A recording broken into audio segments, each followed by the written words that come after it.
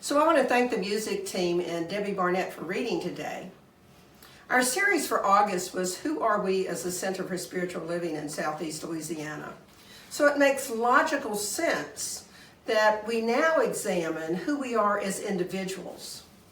And we spoke last week about conscious spiritual living, so it's a great segue into today's topic, which is living your own spirituality. Spirituality is a very personal thing. And this month we're examining a lot of different aspects of your spiritual life. Your question for the week is this: what is the one thing that you might do to live a life in which you awaken to the fact that you are a spiritual experience, wherever you are and whatever you're doing? So one more time. What's the one thing that you might do to live a life in which you awaken to the fact that you are a spiritual experience, wherever you are and whatever you're doing? So you might be asking, what does living your own spirituality really mean? Well, the short answer would be that you live each day fully and totally in the essence of the divine presence that you are. And frankly, I can hear all of you saying, what? So here's the down-to-earth answer. Think about who you are and what brings you joy and energizes you. When you're living from that place, you're living your own spirituality.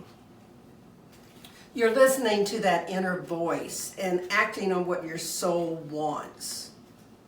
Each of us, because of our life experiences and our personalities, have different ways that we express ourselves on the planet. The good news is that it takes all of us to make the world what it is. And I love that song, Different Strokes for Different Folks, because there are different strokes for each of us. In our community affirmation, when we speak about remembering the highest truth about ourselves, that's a tall order. And the highest truth about ourselves doesn't mean we have to worry about the highest truth for other people. It's about who we are. Our highest truth is about listening to that still small voice within us and acting when action is required. This week, one of my congregants called because she had heard that I had been exposed to COVID, and she wanted to ask me to please go get tested because she had been around me during the week. And she was apologetic for calling me to ask. And what I want to say is it took courage for her to speak to me about that. It takes courage sometimes for us to speak to someone we love about issues that seem important to us and that may not seem important to them. And sometimes we make assumptions about how they may react, or we feel badly that we feel something is important and we want to speak about it, but we're afraid that we might hurt their feelings. Taking action is living your own spirituality. When something calls for you to do it, we need to know that it's important for us to attempt to get those needs met, to take action. Action is required. I had a very important family, Francis and Harry Michel, whom I lived with in Plaquemine when I was in my early years of college. And they both loved me very much, and yet they watched me fret over exams and getting my papers just right. I was a perfectionist back then. I've gotten better about it. One of Harry's best pieces of advice was this: most of the things you worry about never happen. And what good does worrying about it do anyway? And he was absolutely right. Ernest Holmes had a way that he put that when he wrote this in Living Without Fear. When an idea to act comes to the mind, the act should follow immediately, but without hurry or worry, for confidence is the keynote to success. Business is built upon faith. Faith in life, faith in people, and faith in oneself and what one is doing. Without faith, there would be no business, no activity, no life, nothing. How many of us realize that worry is about failing to live fully in our own spirituality? Worry is saying that we don't trust that the universe, divine, God, Yahweh, whatever it is you want to call your higher power, has our best interest at heart. At some point in your life, I'm sure that you felt some unconditional love from someone, and you knew that they would do anything for you to feel loved and happy. I know I felt that way about some people in my life. Maybe it was just for a short time. Yet I venture to say we've all experienced it somewhere along the way in our life. That feeling that you trust that someone would do whatever is best for you. Were you confident that that person, if you had an idea, that you could express it to them without fear, that they wouldn't make you feel stupid or ignorant or whatever else? That's what living in your own spirituality is all about. That's what trusting that the divine has your best interest at heart feels like. It's how we learn to let go of the worry. Ernest Holmes, in Lessons for Spiritual Mind Healing, expressed it this way: to start the day with a firm resolve not to worry is to practice the teaching of truth. To follow this resolve with a constant watch of the mind and its activities is the fulfillment of the teaching. This is a friendly universe, and God interpenetrates it as a loving presence, an all-intelligent mind. So we fret not and go ahead. God interpenetrates it as a loving presence and an all-intelligent mind. So we fret not and go ahead. That's what worrying and letting go of the worry is all about, recognizing that God interpenetrates this world as a loving presence. Letting go of the worry is living the highest truth of ourself. You are as you think you are. I've mentioned this proverb before. As a man thinketh, so is he, or so is she. Think about it. We believe in the law of circulation. What we put out into the world comes back to us, and not only comes back to us, but it comes back to us multiplied abundantly. We believe that our thoughts are powerful. So if you're noticing that people are disrespecting you, how are you disrespecting yourself or thinking about others in a disrespectful way? And if you notice that people don't love you the way that you want to be loved, what is it about yourself that you don't love? It's true that as we think we are. How many of us stand in front of the mirror in the morning and see divinity? And yet each of us in this philosophy claim to know that we are divine expressions on this planet. When we're living from our spirituality, it's like the opening song said, we reach out to feel the infinite, to know the divine. We go deep to feel the infinite and to know the divine. We rise up to feel the infinite and to know the divine. And when we do that, we let go of judgment, and particularly we let go of self-judgment. We release guilt and shame in whatever our form of not good enough happens to be. Because we all have some form of that insecurity of not being good enough in some way. And when we can let go of all of that, we live in the moment. So there's a parable of a king, And he wanted his court sages to find a perfect phrase to put into this ring. His ring had the finest diamonds, and he wanted to include a message under the stone that could be useful in a situation of extreme despair.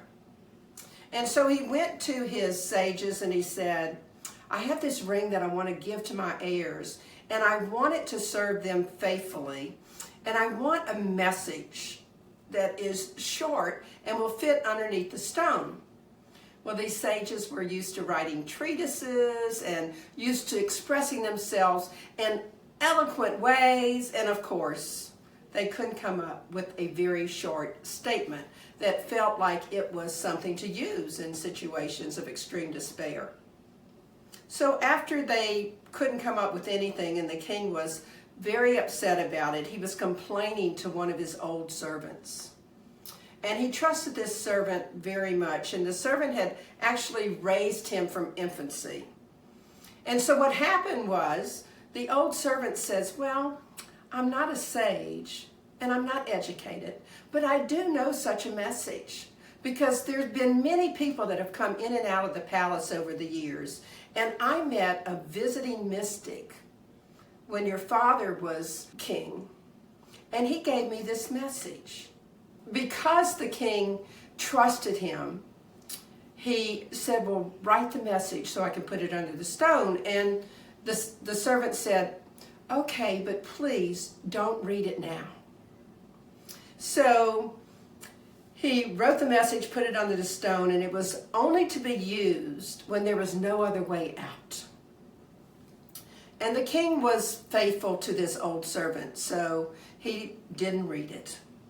And some time went by, and then enemies attacked his country, and the king lost the war, and he was fleeing on his horse, and his enemies pursued him.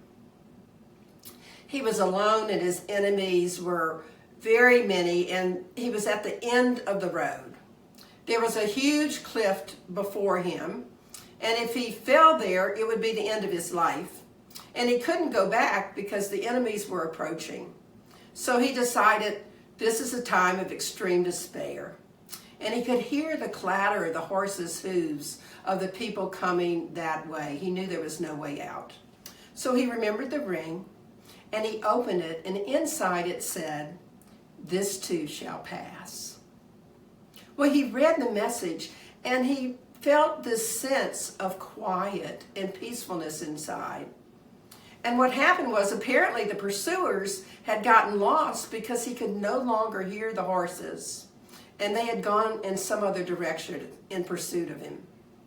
So the king was filled with gratitude to the servant and to the unknown mystic about this message, because the words were so very powerful.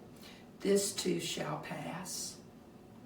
He closed the ring, put the message back in it and closed it, and set out on the road, and he gathered up his armies, and he returned to his state.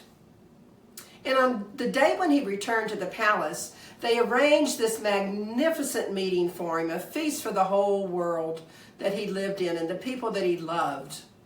And the king was so happy and proud. And he was enjoying the festivities when the old servants came up to him and said, even in this moment, look at the message again. And the king looked at the old servant pretty strangely and said, but I'm a winner now. I'm celebrating my return. I'm not in any despair, and I have no hopeless situation. But he decided to listen to the old servant anyway. And what the old servant said is, the message works in moments when everything is bad, but also in moments of victory. So the king opened the ring and once again read, this too shall pass. And again he felt a silence over him. And although he was in the midst of a noisy dancing crowd, his pride dissolved. He understood the message, and he became a wiser man. And then the old man said to the king, do you remember everything that happened to you? Nothing and no feeling is permanent. As night changes to day, so moments of joy and despair replace each other. Accept them as the nature of things, as part of life. So what if we made a conscious decision to look at the events in our life, both good and not so good, while considering the words of the parable? This too shall pass. This is truly rising up to know the divine, remembering that whatever is happening is part of the divine order. It's part of God's plan. So who are you being called to be? When we speak of God's plan, what came to you in meditation today as we sat with what it was that the divine was whispering to you? What it was that the divine was asking you to say that tender yes to in your life? The song before the message was called to Be. And whatever it is that you're called to be on this planet, the divine wants you to say a tender yes to that. It doesn't matter if you're a healer, a dreamer, a maker, a mother, a brother, a neighbor, a leader, some compassionate or kind person. The song tells us we are called to be the glory here on earth. Called to be everything we're called to be. What matters is that we listen to that call. For me, the call was to ministry. Now, I took a lot of side roads in getting to ministry. And yet, as it turns out, motherhood and engineering and teaching were all part of the path that got me to where I am today. And without those skills, especially the engineering skills right now, we wouldn't be having services on Facebook Live or YouTube. It's interesting how it is that the divine plan seems to make sense as we look back. Last week we talked about that household of God in which all the inmates are divine and that deity dwells in our bodily form. When we live our own spirituality, one of our biggest challenges is remembering that deity dwells in us. And just as the master potter takes a piece of clay and shapes it into something beautiful, we are each the potter of our own spirituality. We take the highest truth about ourselves and we shape it into what it looks like for us. And like potters, we don't become masters of it immediately. It takes practice. And we learn as we go along to shape ourselves, to shape our personality, to shape our spirituality, as long as we're willing to practice. It also takes an awareness of what we're shaping. Dennis Merritt Jones wrote a book called The Art of Being, and in it he said this: your entire life is a sacred experience. So you can go through life looking for an experience out there, or you can awaken to the fact that you are a spiritual experience wherever you are and whatever you're doing. So that's why we had the question for the day: what's the one thing that you might do to live a life in which you awaken to the fact that you are a spiritual experience wherever you are and whatever you're doing? So I have a challenge. How do you plan to awaken to being your own spiritual experience wherever you are, whatever you're doing? How do you plan to act immediately when an idea comes to mind that you know needs action? How do you plan to remember to stay each day and start it with a firm resolve not to worry, so that you can practice the teaching of truth? And what are you going to do in your life to really rise up to meet the infinite? What are you willing to say that tender yes to so that you can be all that you're called here to be?